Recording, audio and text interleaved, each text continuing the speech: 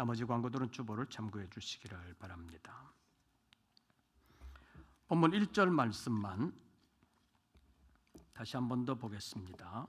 본문이 어떤 배경에서 기록된 것인지 1절 우리 다 같이 봉독합니다. 아브라함 때의 첫 흉년이 들었더니 그 땅에 또 흉년이 들매 이삭이 그랄로 가서 블레셋 왕 아비멜렉에게 이르렀더니, 본문의 말씀은 아브라함의 아들 이삭 때에 또 흉년이 들었는데 그때의 일을 기록하고 있다는 것을 1절이 밝히고 있습니다. 이삭은 가나안 땅에 흉년이 들었을 때 특별히 아버지 때 흉년 얘기를 전해 들었을 것입니다. 그래서 아브라함 때 들었던 그 흉년에 관한 일들, 그것이 아마 이삭에게도 기억으로 남아 있었던 것 같습니다. 그래서 본문 1절과 2절 말씀을 보면 아브라함 때에 있었던 일들과 이삭 때에 있었던 일들을 비교할 수 있는데, 다시 한번 보시지요. 아브라함 때에 무엇이 들었더니? 첫 흉년이 들었더니. 아브라함이 가나안 땅에 이주하고 첫 번째 흉년은 아브라함 때에 있었는데 이삭 때에 또 흉년이 들었다라고 말하고 있습니다. 그러니까 흉년이 아주 자주 드는 것은 아닌데 아브라함 때 대표적인 흉년이 있었고 이삭 때에 또 대표적인 흉년이 있다는 걸 알 수 있고, 나중에 보면 또 야곱 때 아주 큰 흉년이 있어서 애굽으로 내려가게 되는 것을 우리가 볼 수가 있습니다. 그런데 이삭 때에 흉년이 든 그때의 상황을 오늘 본문이 기록을 하면서 이삭 때 흉년이 들었을 때 이삭에게 하나님은 어떤 말씀을 하셨고 이삭은 어떻게 하셨느냐 하는 것을 볼 수 있습니다. 그래서 1절을 다시 보면 아브라함 때 첫 흉년이 들었더니 그 땅에 또 흉년이 들매 이삭이 그랄로 가서 블레셋 왕 아비멜렉에게 이르렀다, 이렇게 말씀하고 있는데, 아브라함 때 첫 흉년이 들었었는데 그때 아브라함은 어떻게 했느냐? 창세기 12장에 있는 말씀을 보면 멀지 않으니까 우리 한번 찾아보죠. 창세기 12장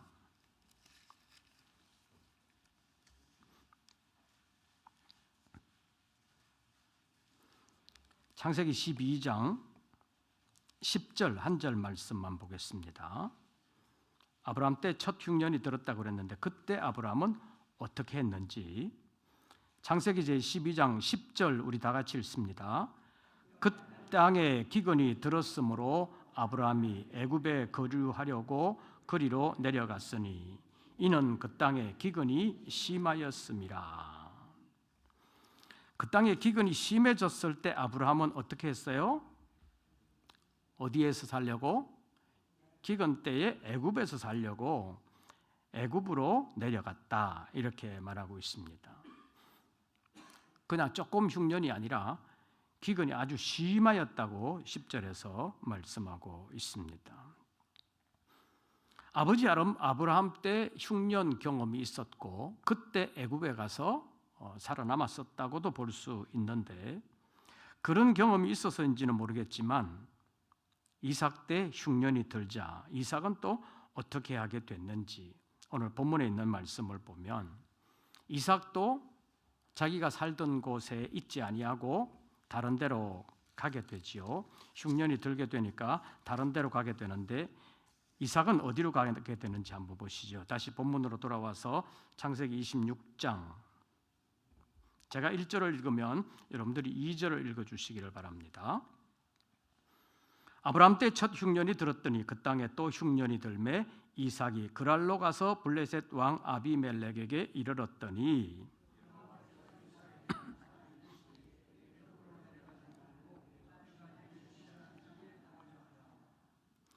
1절에 보면 아브라함 때 첫 흉년이 들어서 아브라함은 애굽으로 내려갔었는데 이삭은 또 흉년이 들매 이삭이 어디로 가서? 그랄로 가서 블레셋 왕 아비멜렉에게 이르렀더니, 이삭은 흉년이 됐을 때 그랄로 갔습니다. 그런데 그랄이 종착지가 아니었다는 것입니다. 왜냐하면 2절 보십시오. 여호와께서 이삭에게 나타나 이르시되 어디로 내려가지 말고 애굽으로 내려가지 말고 내가 내게 지시하는 땅에 거주하라. 애굽으로 내려가지 말라고 하나님께서 이삭에게 말씀하십니다. 그러면 이삭이 애굽으로 내려갈 마음이 있었겠어요? 없었겠어요? 이삭에게 애굽으로 내려갈 마음이 없으면 하나님께서 애굽으로 내려가지 말아라 말씀하실 필요가 없잖아요. 그것을 보면 이삭은 흉년이 들었을 때 그랄로 갔다가 애굽으로 내려가려고 하는 마음을 가지고 있었다는 것을 알 수 있습니다. 그런데 하나님께서 나타나셔서 애굽으로 내려가지 말아라. 그리고 내가 내게 지시하는 땅에 거기서 거주해라 라고 말씀하고 있습니다.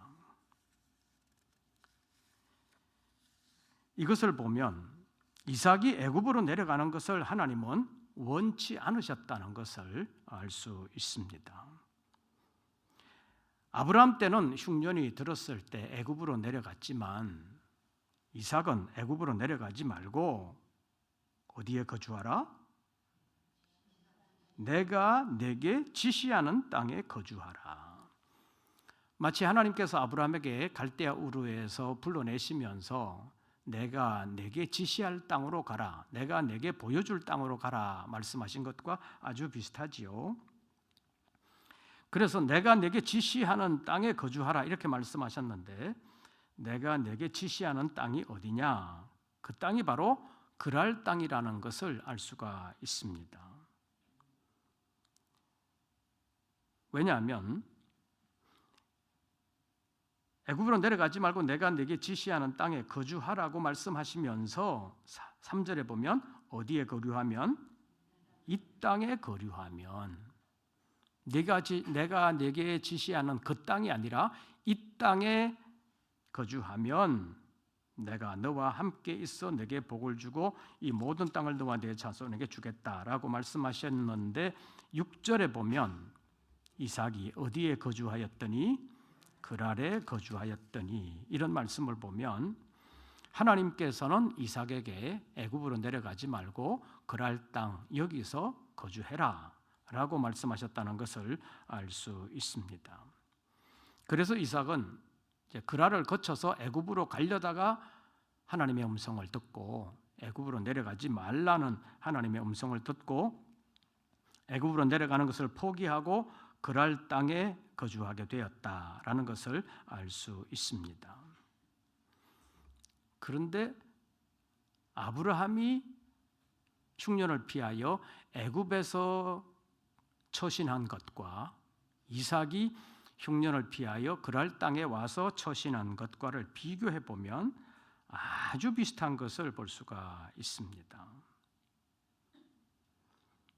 읽어보지는 않았는데 창세기 12장에 있는 말씀을 보면 아까 아브라함 때 첫 흉년이 들었을 때 아브라함은 그 땅에 기근이 심한 것을 보고 애굽 땅으로 내려가려고 했고 애굽 땅에 내려가서 거기서 거주하였다라는 것을 창세기 12장 10절에서 말씀한 것을 보았지요.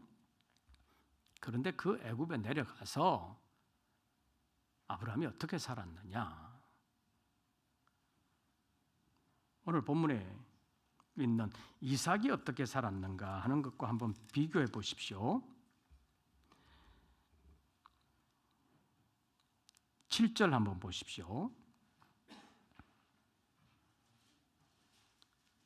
본문 7절을 다 같이 읽습니다. 그곳 사람들이 그의 아내에 대하여 물으매 그가 말하기를 그는 내 누이라 하였으니 리브가는 보기에 아리따움으로 그곳 백성이 리브가로 말미암아 자기를 죽일까 하여 그는 내 아내라 하기를 두려워함이었더라. 창세기 12장에 있는 말씀을 보면 첫 번째 흉년 때 아브라함도 애굽으로 가서 애굽에서 살면서 자기 아내 사레를 누구라고 했어요? 누이라고 했습니다. 왜요? 사라가 아마 예쁘게 생겼던가 보죠. 그리고 예쁘게 생겼으니까 남편이라 그러면 아브라함을 죽이고 그 아내를 뺏어갈 사람이 있을까 두려워해가지고 너는 여기서는 내 아내라고 그러지 말고 내 누이라 해라, 그렇게 부탁을 하고 그렇게 얘기를 했습니다. 그런데 이삭도 또 똑같이 하잖아요. 그랄 땅에 와서 아내라 하지 말고 누이라고 하라고 하면서 그렇게 살게 되었다는 것입니다.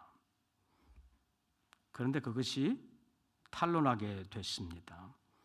오래 살게 되면서 누이라고 하는 것을 계속해서 그렇게 속일 수는 없잖아요. 그래서 탄로나게 됐는데 아브라함의 경우도 그랬죠. 아브라함의 경우도 나중에 탄로나가지고 바로의 미움을 받을 수가 있었습니다. 그런데 7절에 있는 말씀을 보면 7절 마지막 부분에 보면 그는 내 아내라 하기를 뭐함이었더라? 두려워함이었더라. 이 두려움은 누구에게도 있었어요?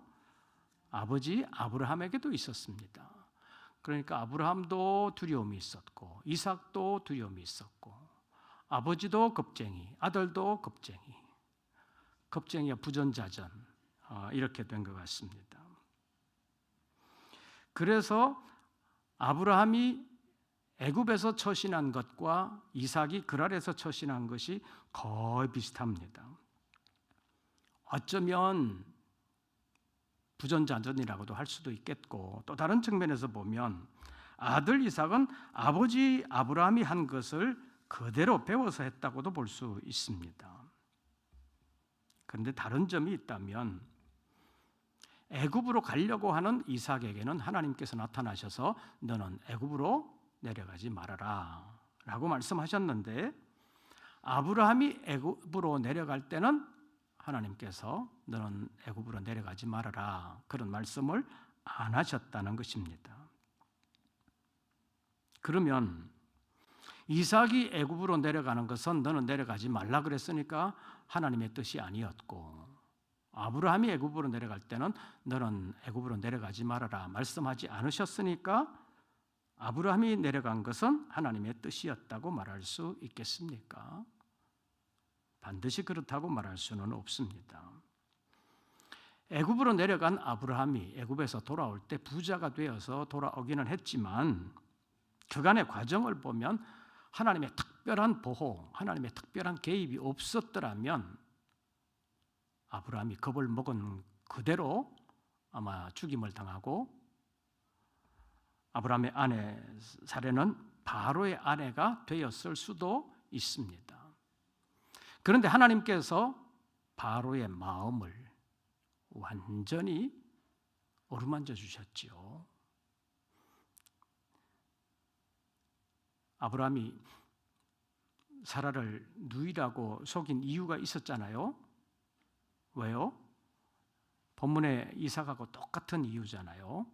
자기는 죽이고 아내를 뺏어갈까 봐. 그래서 누이라고 그러니까 아브라함은 사라의 누이니까 다른 사람, 특별히 바로가 아브라함에게 어떤 생각을 가졌을까요? 뭐 오빠든 동생이든 간에 잘 보여야 되잖아요. 사라를 뭐 뺏어오든지 어떻게 뭐 하든지 하려면 아브라함에게 잘 보여야 됐기 때문에 아마 뇌물성으로 뭘 많이 줬을 수도 있습니다. 그래서 성경에 있는 말씀을 보면 가축도 많이 받고 뭐 검은도 받고 여러 가지를 많이 받았습니다. 그런데 바로가 나중에 속았다는 사실을 알았을 때 굉장한 배신감이 들지 않겠어요? 바로는 일국의 왕이잖아요.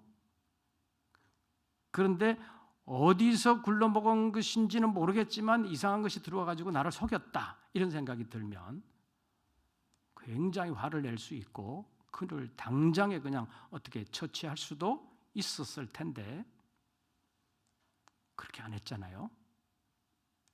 바로가 어쩌면 뇌물성으로 준 모든 것 다시 되돌려 가지 않고 그냥 그들을 애굽에서 쫓아내는 것으로 일을 마무리 지었습니다. 하나님께서 바로의 마음을 굉장히 어루만졌다고 볼 수 있습니다.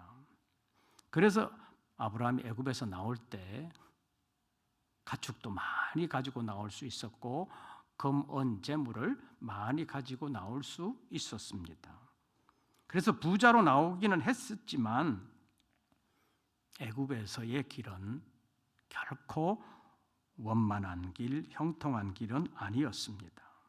이것을 보면 애굽으로 내려간 아브라함의 길은 하나님께서 기뻐하신 일은 아니라고 볼 수 있습니다. 그럼에도 불구하고 하나님은 애굽에 있는 아브라함을 지켜주셨습니다. 바로의 권력으로부터 지켜주셨고 다른 사람의 눈총으로부터도 지켜주셨습니다. 이것은 하나님은 하나님의 사람들을 어떤 공경에서도 지켜주신다는 것을 우리에게 보여주시는 말씀입니다. 아브라함의 경우에 그랬습니다. 아브라함의 흉년 때문에 애굽으로 가기는 했지만 애굽으로 가는 그 길이 안 가면 안 되는 하나님께서 강권적으로 가게 하신 길은 아니었다는 것을 우리가 알아야 합니다. 아마 아브라함이 흉년이 들었을 때 애굽으로 내려갈까요 말까요 하나님께 물었다면 아마 하나님은 애굽으로 내려가지 말아라 그 말씀을 하시고 흉년을 버틸 수 있는 길을 하나님께서 열어주셨을 것입니다. 아브라함이나 이삭 때 애굽은 이방신을 섬기는 우상숭배가 만연한 지역이었습니다. 애굽 왕 바로도 여러 이방신을 섬기는 사람이었을 뿐만 아니라 자기 왕권을 강화하기 위해서 자기가 여러 신들 가운데 마치 하나의 신인 것처럼 그래서 옛날에 왕은 신처럼 대우를 받았던 때가 있잖아요. 그래서 신처럼 유세 부리던 그런 시대였는데 하나님께서 아브라함을 지켜주셔서 그래도 목숨 부지할 뿐만 아니라 재산까지도 가지고 나올 수 있게 되었습니다. 그런데 애굽 땅이라는 것을 보면 신앙적인 안목에서 보면 별로 배울 것이 없는 땅이라고 말할 수 있습니다. 그러나 육신의 안목으로만 보면 다른 지역은 흉년이 들어서 곡식이 없는데 애굽 땅은 양식이 풍성한 아주 좋은 땅이라고 말할 수 있습니다. 그런데 영적으로 보는 애굽은 결코 좋은 땅을 말하지 않습니다. 요한계시록 11장에 있는 말씀을 보면 역사의 마지막 때 복음을 위하여 크게 쓰임받게 될 두 증인의 역사를 기록하고 있습니다. 그런데 그 두 증인이 사명을 마치고 마지막에는 죽임을 당할 것인데 죽임당한 후에 그는 장사도 제대로 치르지 못하게 되고 그 시체가 큰 성길에 있을 것인데 그 성이 뭐냐라는 것을 요한계시록 11장 8절에서 말씀합니다. 그 성은 영적으로 하면 소돔이라고도 하고 애굽이라고도 한다 이렇게 표현하고 있습니다. 영적으로 하면 소돔이라고도 하고 애굽이라고도 하는데 그곳이 어디냐? 곧 그들의 주께서 십자가에 못 박히신 곳이다 이렇게 표현하고 있습니다. 주님께서 십자가에 못 박히신 곳 크게 보면 예루살렘이잖아요. 골고다 언덕입니다. 그런데 그곳을 영적으로 하면 소돔이라고도 하고 애굽이라고도 한다고 요한계시록 11장이 말씀하고 있습니다. 그러니까 소돔이라고 하는 말, 애굽이라고 하는 말이 지리적으로 보면 다른 지역을 말하고 있지만 영적으로 보면 예수님을 십자가에 못 박는 곳, 주님을 대적하는 곳, 이런 곳을 소돔이라고도 하고 애굽이라고도 한다고 요한계시록 11장에서 말씀하고 있습니다.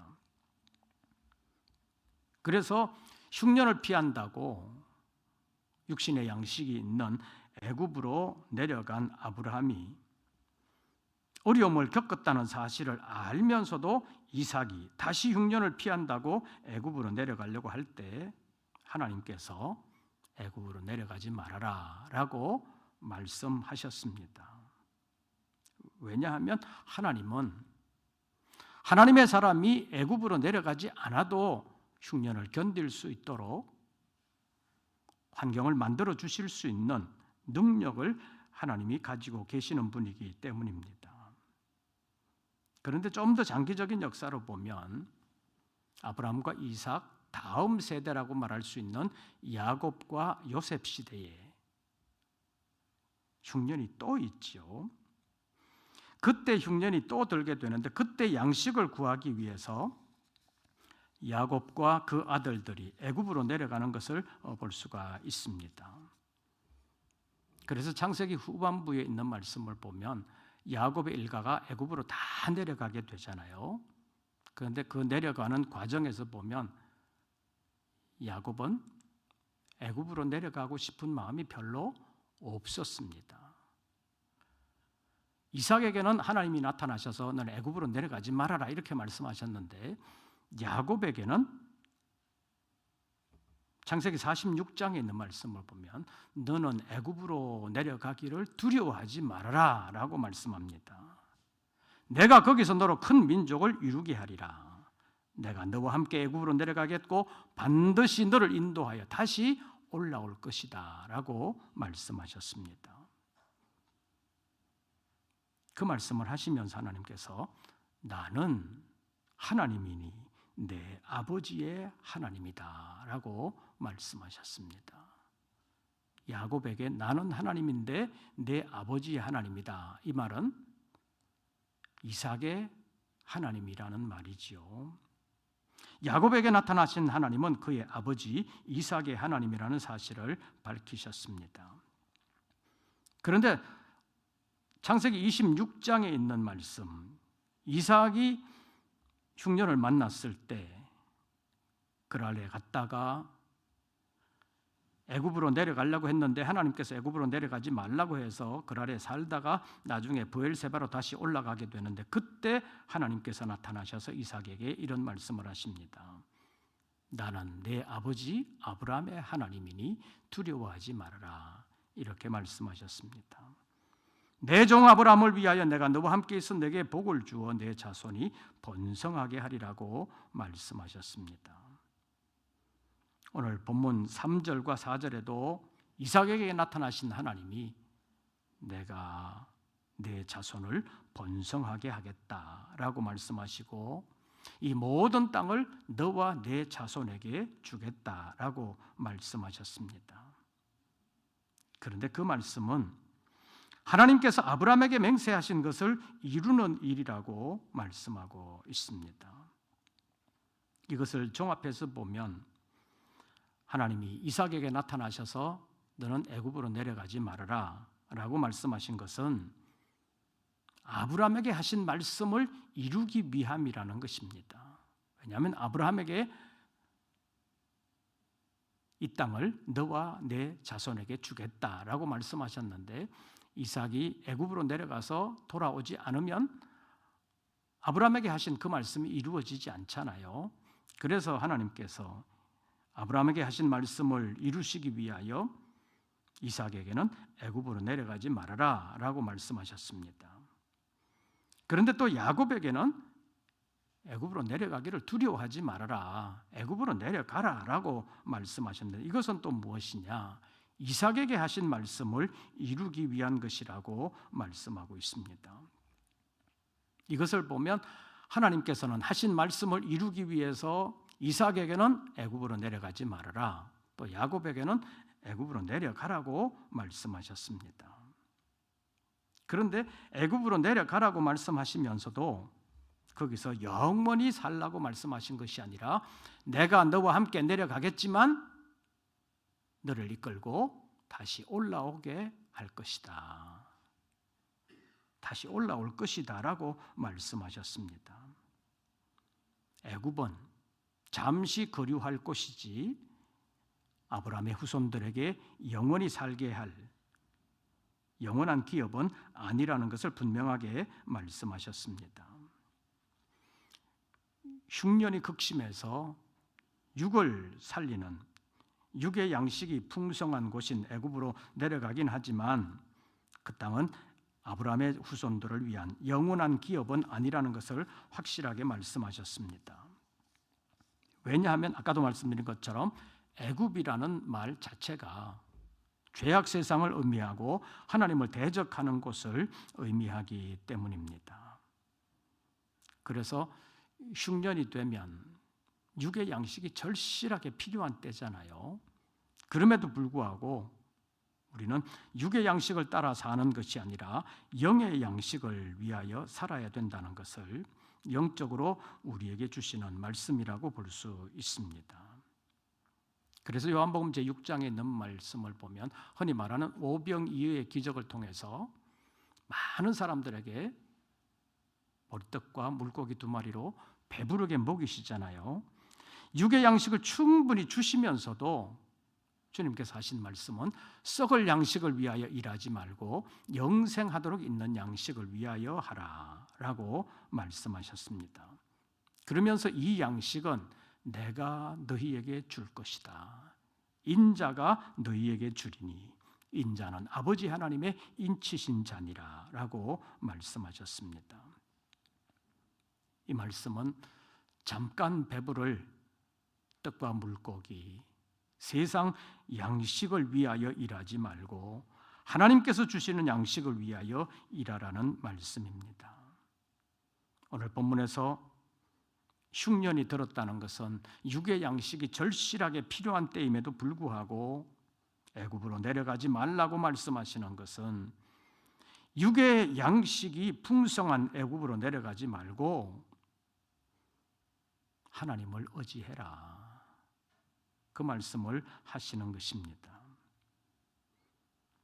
애굽으로 내려가지 말라고 이삭에게 말씀하시는 것은 육의 양식이 기준이 되고 육의 양식이 삶의 목표가 되는 애굽으로 내려가서 사는 것 바람직하지는 않다라는 것을 말씀하시는 것입니다. 그러니까 세상을 의지하지 말고 영육의 양식을 주시는 창조주 하나님, 그리고 우리의 죄를 용서해 주시고 우리를 영원한 하나님의 나라로 인도하시는 구속주 하나님만을 의지하라는 교훈의 말씀이 오늘 본문에서 너는 애굽으로 내려가지 말고 내가 내게 지시하는 땅에 거주해라 라고 말씀하고 있습니다. 애굽으로 내려가라고 하는 야곱에게 주신 말씀이나 애굽으로 내려가지 말라고 말씀하시는 이삭에게 주시는 말씀이 언뜻 보면 완전히 반대인 것 같지만 애굽으로 내려보내면서도 내가 너와 함께 내려가서 너를 다시 이곳으로 이끌어 올리겠다. 그러니까 애굽은 영원한 거처는 아니다라는 것을 말씀하셨고, 애굽으로 내려가서 그 땅에 살면서 왜 이스라엘 백성들을 그 길로 데리고 가시느냐 하는 것을 창세기 15장에 아브라함과 맺었던 그 언약의 말씀, 이방에서 계게 되어 그들을 섬기겠고 4대 만에 이 땅으로 돌아오게 되리라는 아브라함과의 언약의 말씀을 이루기 위한 것임을 성경이 분명하게 말씀하고 있습니다. 그래서 하나님의 말씀을 이루기 위해서 하나님은 지금도 일하시는 하나님이신데 애굽으로 내려가지 말라고 말씀하시는 것은 죄악 세상에 살지라도 육의 것만을 의지하지 말고 영과 육의 생명과 양식을 주시는 하나님을 온전히 의지하라는 말씀이 되겠습니다. 그래서 우리가 이 땅을 살면서 이 땅의 것을 많이 가진 사람이 좀 유세 부리는 경향이 있잖아요. 이번 주 설이 될 텐데 설에 식구들이 많이 모이는 가정에서는 돈이 좀 있는 사람은 좀 거들먹거리는 경향이 있고 돈이 없는 사람은 좀 기가 죽는 것도 있잖아요. 세상이 그렇습니다. 그러나 하나님 앞에서는 너는 애굽으로 내려가지 말고 하나님을 의지해라 하는 이 말씀을 우리가 생각해 본다면 세상에서 기죽지 아니하고 지금도 살아계시는 하나님께서 너는 애굽으로 내려가지 말고 내가 내게 지시하는 땅으로 가라라고 말씀하시는 그 말씀을 붙들고 살아가면 영과 육이 살아갈 수 있도록 흉년의 기간 속에서도 주의 이름으로 살아갈 수 있도록 하나님께서 은혜 베풀어 주실 줄로 믿습니다.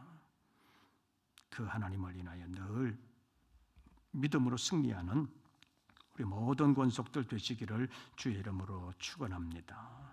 찬송가 342장 부르시고 잠깐 동안만 기도하겠습니다.